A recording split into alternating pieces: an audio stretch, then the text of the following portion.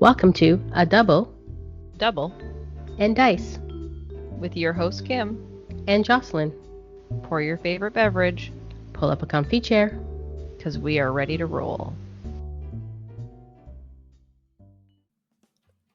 Welcome to episode 139 of A Double and Dice. And today, guess what we're going to talk about, Jocelyn? Oh, well, I know what we're going to talk about, Kim, but I'm excited. Because it's been a while. It Actually, no, no, it hasn't really been a while, but it has been a while. We are going to talk about Dice Masters today. OMG. What is Dice Masters, Kim? Masters. What is that game? Think you roll dice. And you're a master. You're a master of dice. Yeah. No, so obviously Dice Masters is the original founding of this podcast. Yes. And we're talking about Dice Masters, Kim. Why are we talking about Dice Masters today? Well,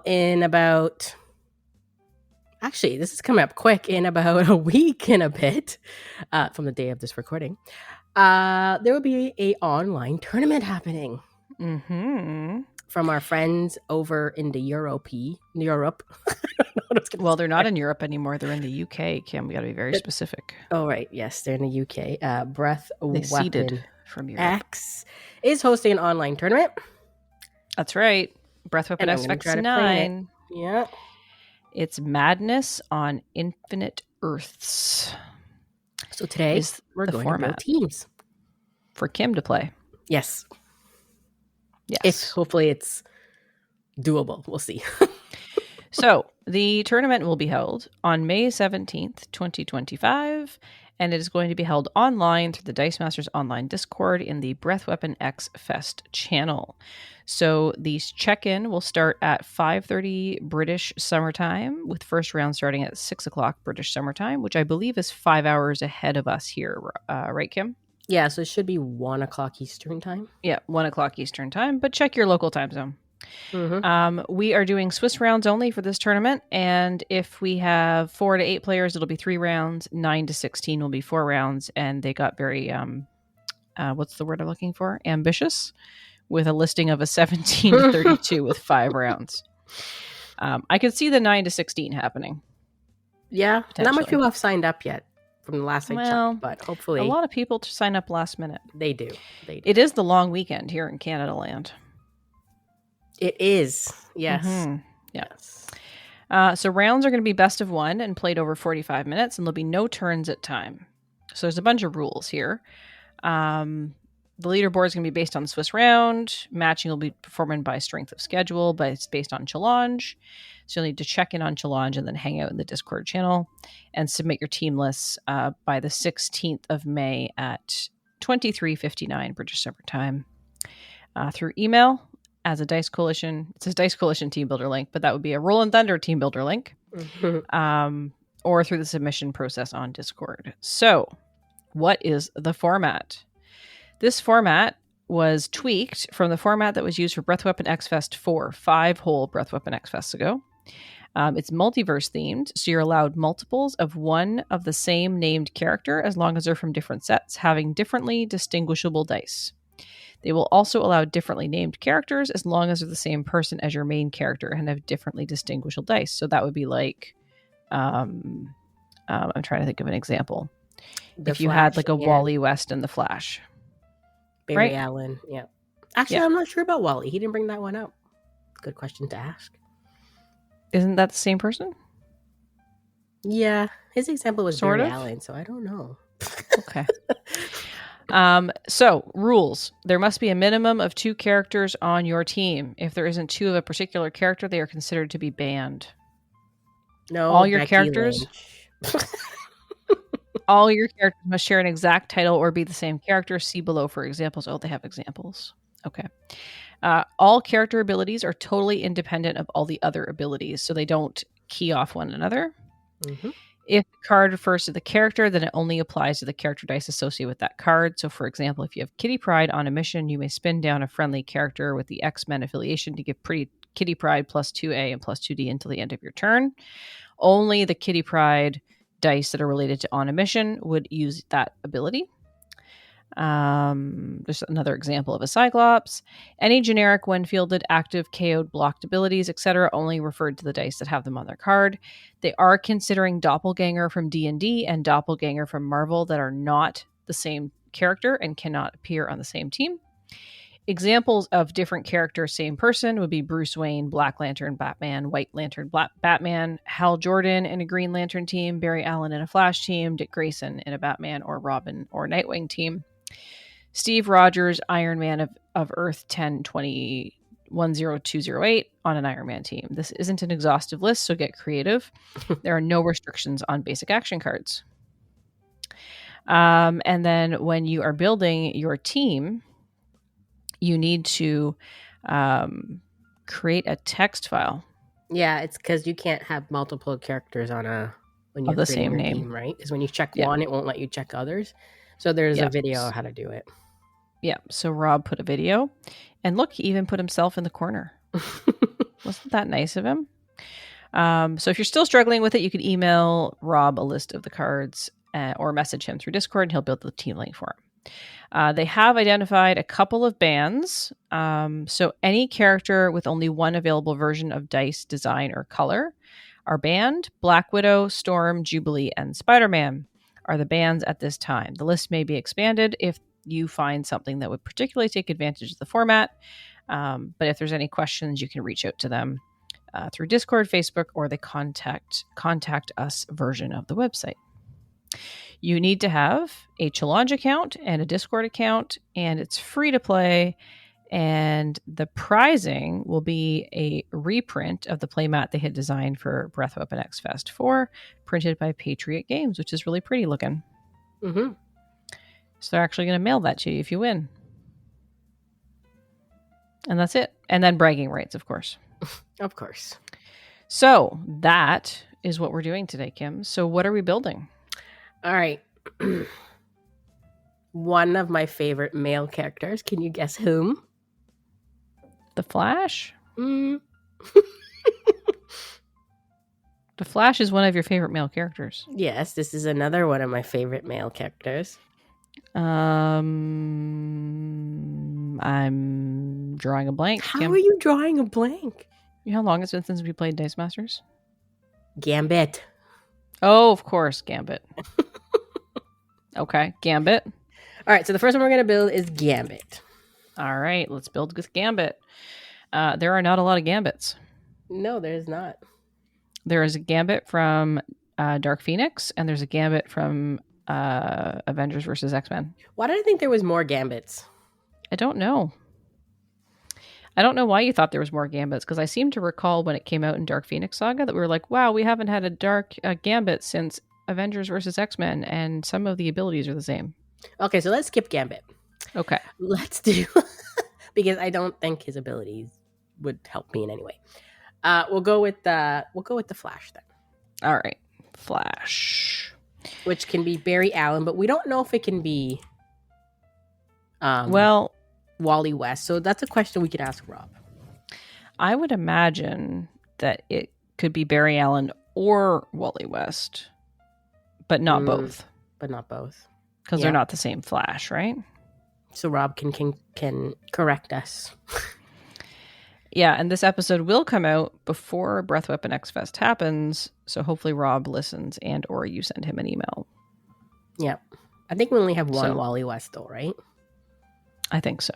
Okay, so I'm going to... Let me look at Wally. Yeah, I'm going to pull up Wally here. There is one Wally West from Superman Kryptonite Crisis. Okay, so there's only one. And he is a Flash.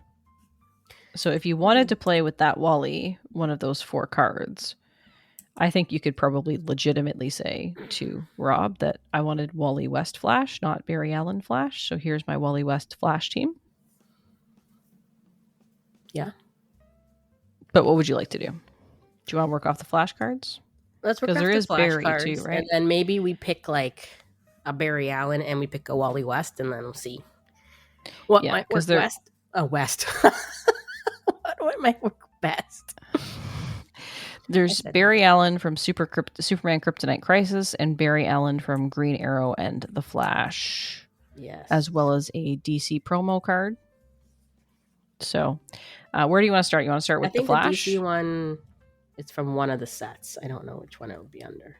Okay. Do you want to start with the Flash? Yeah. Okay. So I've put in Flash as the title here, and I'm sorting it alphabetically, and we are getting things that aren't saying like Flash. Like, I guess there's a way to do that. I can do like the things, right? The things. Can I do the things? I can't operators, do the things, as they call it here. Yeah. Oh, starts with, yeah. It's not giving me the. So normally, if you're doing a search, I'm not describing this very well. You can put like quotation marks around your word, but it looks like that's not working. So I think we're doing the Flash. Are you typing in the Flash or Flash? I typed in the Flash. Do you get more if you type in Flash? I got 11.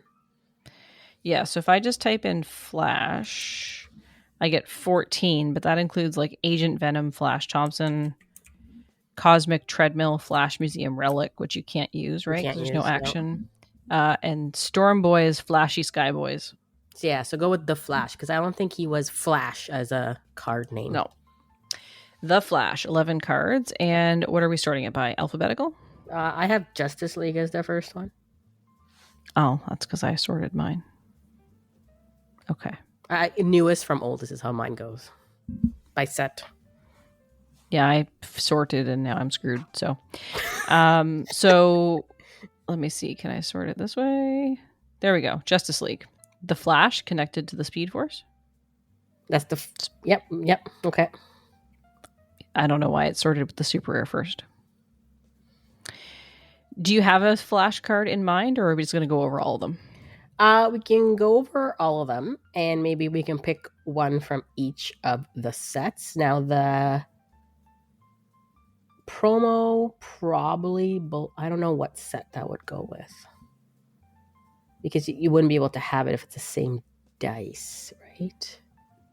I'm looking at it. It looks like... Oh, man. It can either be from Justice League. It's probably from Justice League. It looks like the Justice League die. Yeah, because the Justice one didn't have promos, right? Because it was a box. Yeah, it was a box. Yeah, and War of Light was blue, not red. Mm-hmm. So that promo one, the Flash Crisis on Infinite Earths, has the same stats and die look as the Justice League. So we'll read that one with the Justice League ones. Mm-hmm. Okay. And then we'll see which one sounds good. Yeah. Okay. So the Flash connected to the Speed Force is a 4-cost fist with the Justice League affiliation.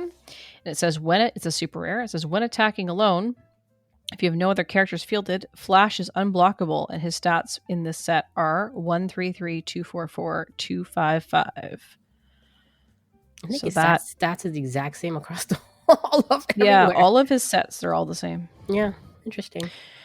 So attacking alone if no other characters fielded. Tough one. Okay.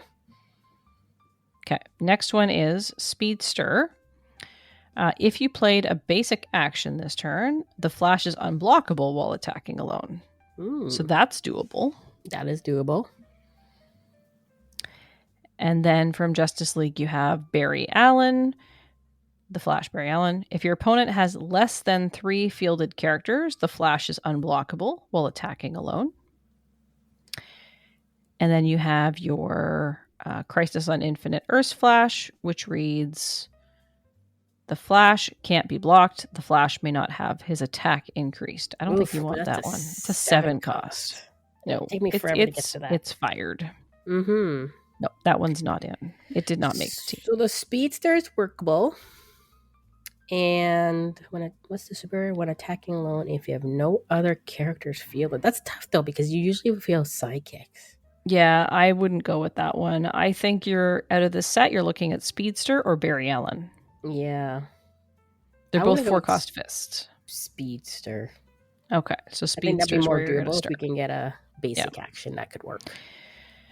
Okay. So now we're going to look at the War of Light. Mm-hmm. So in War of Light, we have an uncommon, we have a common, and a rare.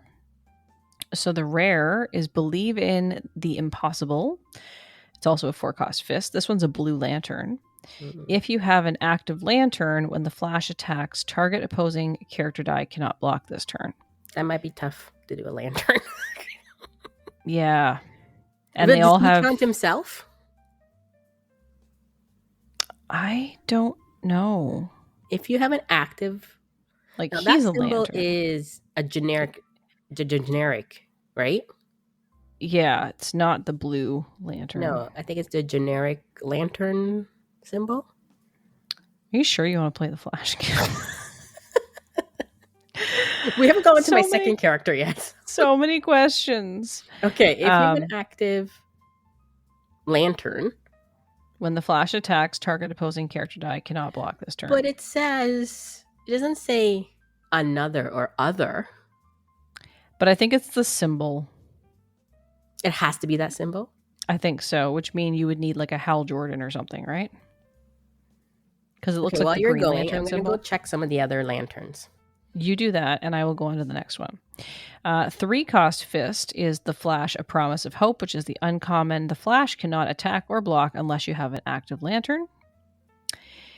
And then the common is a 5-cost, and it's Barry Allen of Earth. When fielded, if you have a lantern active, the Flash can't be blocked by less than 3 character dice this turn. Okay, so it looks like it's the Green Lantern Corp symbol. Yeah. So we have to skip this World of Light Flash. Can't be added. No War of Light. Yeah. World of Light. What is wrong with me today? Yeah, whatever. So then we already did the promo. So now we have the Justice League one. Yeah. So they are all 4 costs. Now the problem with the Justice League one is that the die looks exactly like the Justice Campaign box. The Justice League and the Justice Campaign box look exactly the same. So I'm going to have to see in person. If the dice are distinguishable. Yeah, if they're slightly different shade of red. I do feel like there was one that was like pearlized, but that could have been Superman Kryptonite Crisis. Okay, so the Flash, no shadow. The Flash cannot be targeted by opposing global abilities or action dice.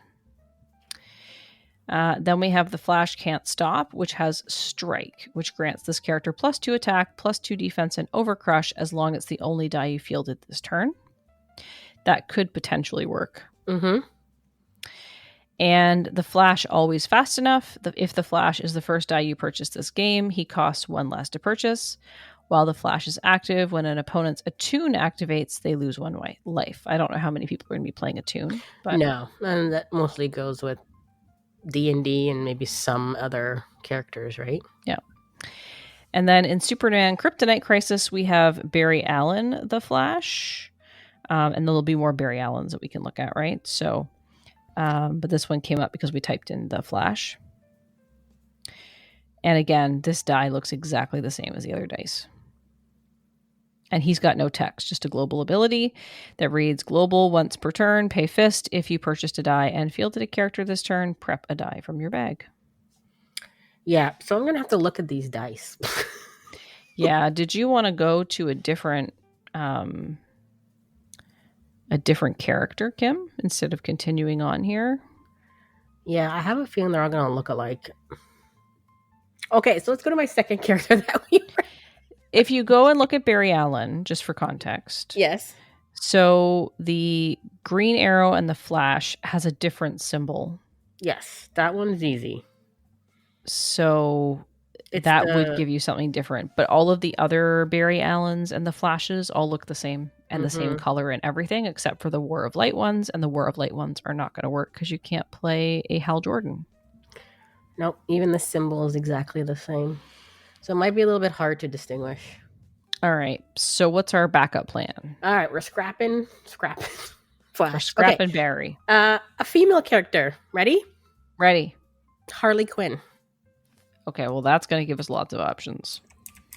So typing in Harley Quinn. I just typed in Harley and Quinn. We got 16 cards. I have 16 cards. We have Justice League, World's Finest, Batman, Harley Quinn Team Pack, and Superman Kryptonite Crisis. So before we do anything, let's look at the dice. And we can do that by just clicking on these here. So the Harley Quinn from Justice League, that's got a unique looking die. It's red with black, and it's half black and half, like, what's the word I'm looking for? Clear. Outlined. Transparent. Okay, when we go to World's Finest, same image, but the die looks distinctively different, and the art is white, so Harley Quinn would work. When we move to Batman, we get a new symbol, which is the one that's the diamond. So that's good. The team pack also has the diamond, but that one has a completely different color scheme. And then Superman Kryptonite Crisis is in inverse. So instead of being red with black, it's black with red. So this is a good one, Kim. Yep, it's all distinguishable. Okay. We can do this. Let's see if we can make this work. All right. So should I start reading from Justice League? Yeah. And then we'll see which one we pick. All right. There is a promo, wasn't there? No, it was an alternative art to... Got it. I think it was the Tough Cookie one or Batter Up or one of the two. Okay. So Harley Quinn, Psychopathic Psychiatrist, Justice League, 4-cost mask, villain affiliation, rare. When fielded, each player KOs a sidekick they can control. On a burst face, it says, while Harley Quinn is active, the first time one of your sidekicks is KO'd during your turn, target opponent loses a life. Mm-hmm. So that's a significant maybe. Yeah, but okay, so her asterisks on her first level only, so we'll have to, if we go with this, somehow figure out maybe a basic action can roll it down or something. Mm-hmm. But then we have Femme Fatale, which is the uncommon, also a 4-cost mask with a villain affiliation. When Harley Quinn attacks, all other attackers not named Harley Quinn must be blocked before your opponent may declare a blocker. So that's out. Yes. Right? Can't do that one. Okay. And then we have Dr. Harleen Quinzel. I feel like we did this as a female character in Dice Masters once. We did do Quinn. While Harley Quinn is active, the Joker costs 2 less to buy and 1 less to field. So again, out. No. So out of this set, we just have Psychopathic Psychiatrist as a maybe. Yep. So I'm going to put that on the list. Okay. Moving on to World's Finest, we have a rare here, Harley Quinn, Hey Bats. While Harley Quinn is active, Batman can't block your villains. Also, the Joker's unblockable. So no. Nope. Nope. Revving up. When a Harley Quinn die is KO'd from combat damage, you may pay 1 to purchase a Harley Quinn die. No, one of that should be... Oh, no, it has to be related to that one. Never mind. It has to be this one, yeah. Yep. You may purchase the Joker die instead of a Harley Quinn die. Doesn't matter. Mm-hmm. But that's still a potential. Leadership skills, uncommon. We're still in the 4-cost here. While Harley Quinn is active, non-Harley Quinn dice. Nope. Okay. Moving on. Tough Cookie. While Harley Quinn is active at the beginning of your turn, if you control at least 2 different villain character dice, your opponent loses 1 life and you gain 1 life. So in theory, the Justice League one and the Batman one would be different, right? Different villains. Which one did you read? Oh, Tough Cookie. You read the one from the Batman set. So from the World Finest one, Revving Up was the one that makes the most sense. Yeah. But the Batman one... So if you control 2 different villain character dice, so they're all villains so far. So if you had Psychopathic Psychiatrist and if you had Revving Up, those are 2 different villains. I would say then your opponent would lose a life and you would gain a life. It might work because it doesn't say, again, other Harley Quinn or anything like that. Just villain. Different villains. And they're both villains. Unless, again, with this theme, you could ask for a clarification. Yeah. Okay. And then from the Batman set, we also have Batter Up, 4-cost. When Harley Quinn attacks, if at least 1 other villain character die is attacking and you only control villain character dice, she is unblockable. So again, that would be a clarification. Mm-hmm. But it says at least 1 other villain though, so that wouldn't count her. And then we have New Queen of Crime 4-cost mask. When Harley Quinn is active, when you field a non-Harley character. Nope. Okay. So it's either batter up, or cookie. Tough cookie. I was going to say cookie dough. Tough cookie dough. Okay, so the clarification here would be if the villains is considered like the other Harley Quinn dice. Yeah, because they are villains. Okay, so I'm going to copy both. I'm going to asterisk as a question for Rob. Whoa, that copied a lot. Okay. Moving on to the Harley Quinn set, which is the little starter, not starter, it was like a team pack, sort of. We had the Gotham State Graduate, 4-cost villain. When Harley Quinn is KO'd, re-roll all active character dice and KO any that roll energy faces. So that could really mess up with your opponent's stuff, but it could also mess up yours. We have the Crazy Crusader, which deals with non-Harley Quinn dice, so that one's out. And Harlequin is if the Joker is active, prep a die, so that one's out. Mm-hmm. So from that set, you really only have the first one when she's KO'd. Yeah, I mean, it'll work if maybe I don't have anything in my field and they have a lot. Mm-hmm. You never know, yeah. And then we have from Superman Kryptonite Crisis, we have 4. There's a super rare, rare, uncommon, and common. So super rare is when Harley Quinn is active, your sidekick get +1 attack, +1 defense, and when fielded, deal 2 damage to target character die. I think that one's pretty much a gimme. It does not have an affiliation though. No villains. Mm-hmm. 5-cost. That's the Gang of Harleys. We have Cuckoo for Incarceration as a 4-cost. When Harley Quinn is KO'd by combat damage, put a stun token on any opposing character card. Stunned character dice cannot attack or block. The card's owner can pay 2 anytime they could use a global ability to remove a stun token. Then we have Vengeance Unlimited. When KO'd, you may roll a character die from your use pile. For each energy showing on that die, deal 1 damage to target character die. If that die shows a character face, re-roll target opposing character dice. And then the Bright Lights Big City is just a 1-cost blank. So I think you got to depend. It's going to depend which way you want to go with this team. Yeah. I would, if it was me, I'd play Gang of Harleys. So when I field a psychic die, it deals 2 damage and they get a buff. Mm-hmm. Yep. And the first set and the second set, Justice League and World's Finest, have different stat lines than the others. Mm-hmm. So the first stat line is 013133253, and then the other stat line is 022133144. So you have multiple stat lines. Yeah. I don't think I've ever played the Gangs of Harleys. I've played it. It's fun. Okay, so we have 5 cards potential, 2 of which we have any questions on. So if let's say he says yes, it does count. I'm guessing Tough Cookie might be annoying. Yep. Because unblockable, the highest I can get through is a 4.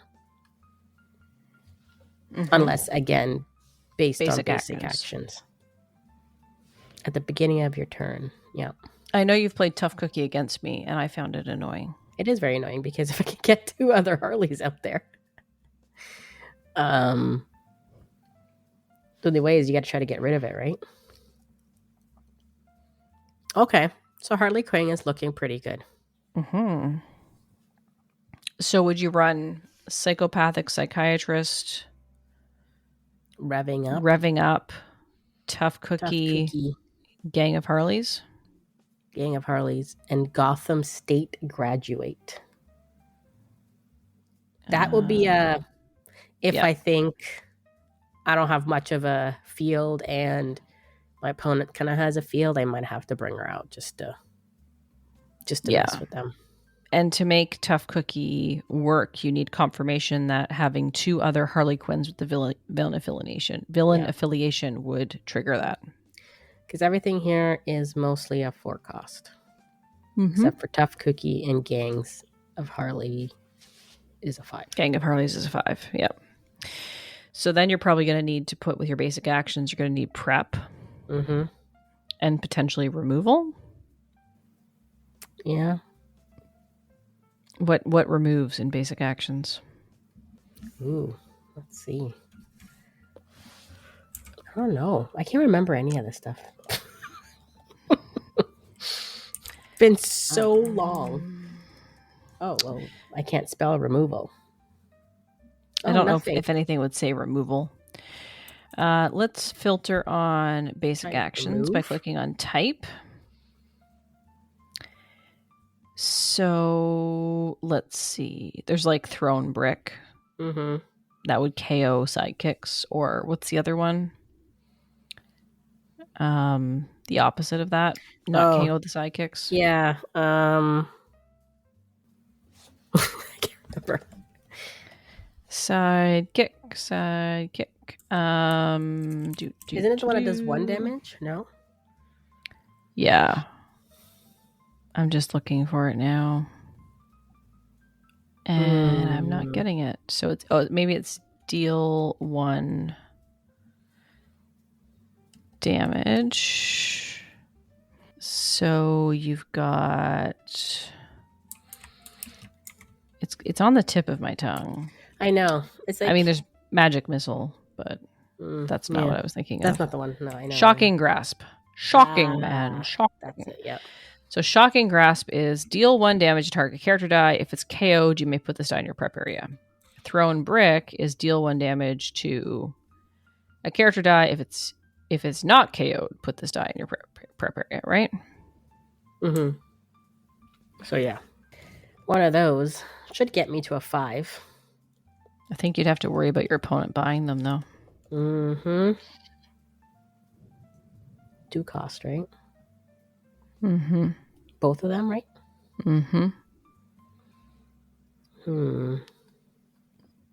Both give you prep. Just do you KO and prep or not KO and prep? Yeah. But see, Chucking Grass only preps that die. Yep. But Thrown Brick preps a die and that die. Right?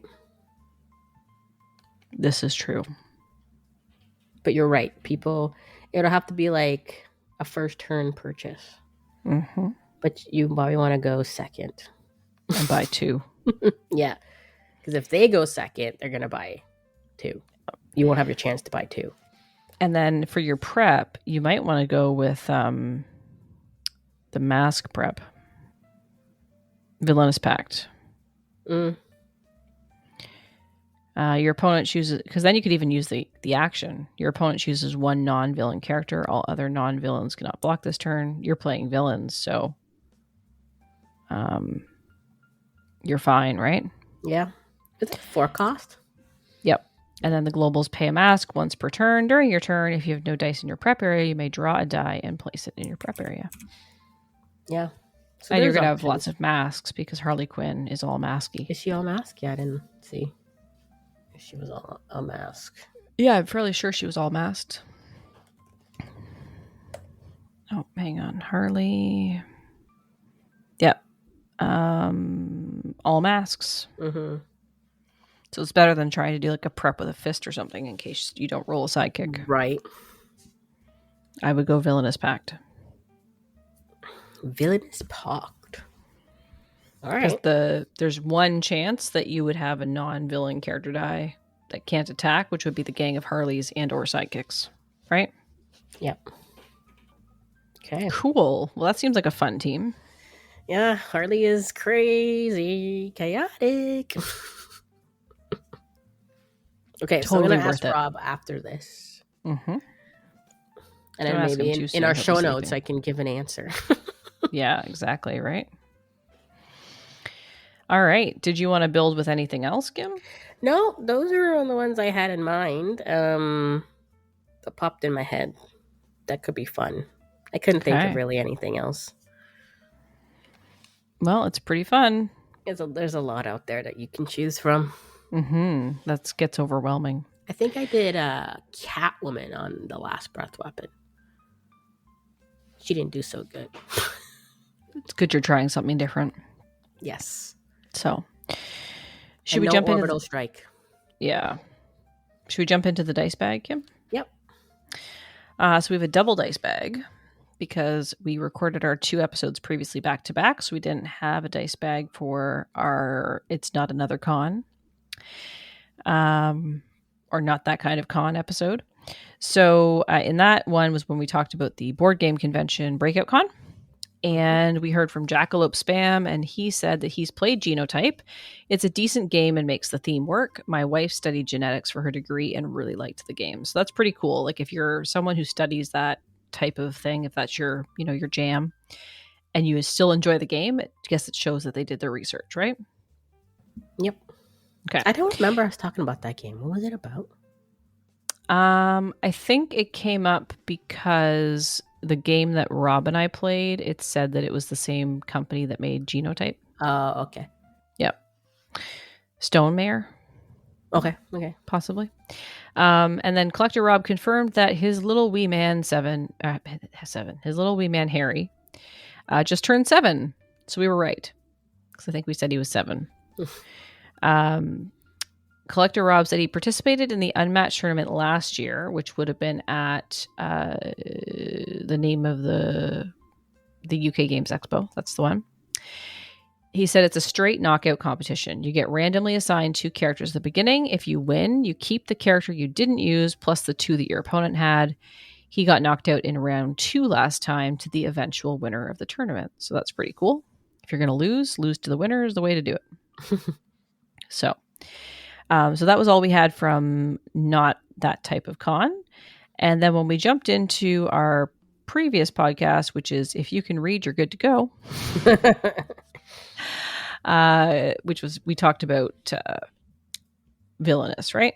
Yeah, Disney Villainous. Yeah. Yeah. So Jackalope Span said he's played Villainous a few times and it seems like a game that needs just the right setting to be enjoyable. The original was 2 to 6 players, and when they played it when it first came out near that max player count, it was a bad idea. Way too long between turns, and you could pile on one player with the Fate deck.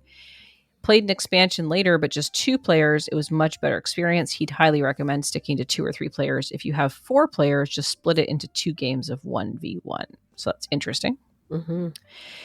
Shadow Meld piped in and said, also found that you need everyone to be equally invested in the game. It's almost like learning a collectible card game per character. It's not more complicated than a starter deck, but each player is playing a slightly different game, and you won't know who's winning or how to stop them if you don't know how their deck works. Yeah.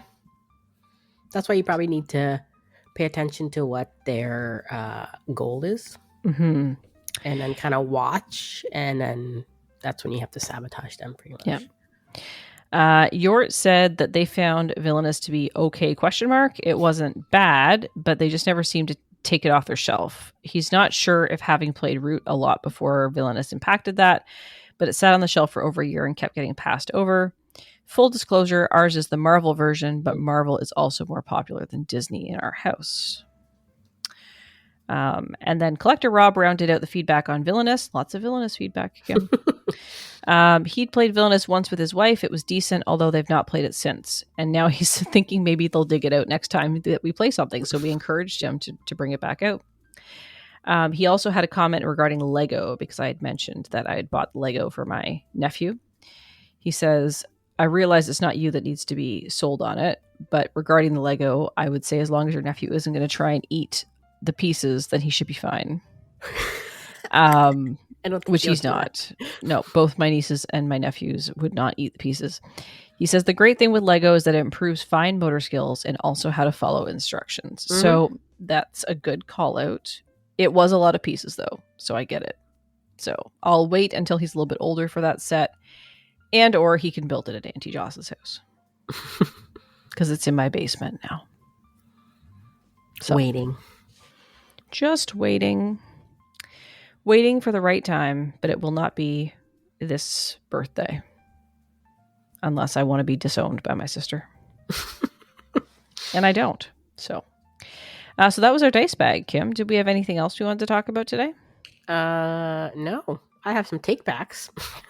You do. You got some follow-ups. Mm-hmm. Just gonna circle back on that. Yes. I will circle back on it. I feel like we're using all the corporate lingo. Circle back. All right. Well, anything to add then? No? Well, hopefully you'll get the answer that you're looking for on Harley Quinn.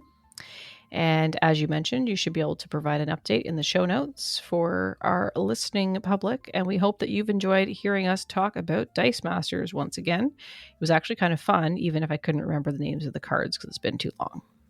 So, but let us know what you thought about this episode in all the usual ways. You can reach out to us on Discord. Kim is at Super K. I am at Jostitch, Joce Stitch. You can join the Double and Dice Discord podcast convo channel in our Discord, DM North TV. You can find us on all the socials, including Facebook, Instagram, TikTok, Threads, X, Twitter, Blue Sky, something else at DM North TV. And you can find us on our episode post at dm-north.com / there's no slash there, just dm-north.com. And then you can find Kim and Matt playing board games almost every Saturday night. They are playing board games and streaming them on twitch.tv / dmnorthtv or on youtube.com / dmnorthtv. And all of the videos get uploaded there for posterity. And you can send us an old-fashioned email at triple-d-podcast@dm-north.com. And until next time, on a double and dice.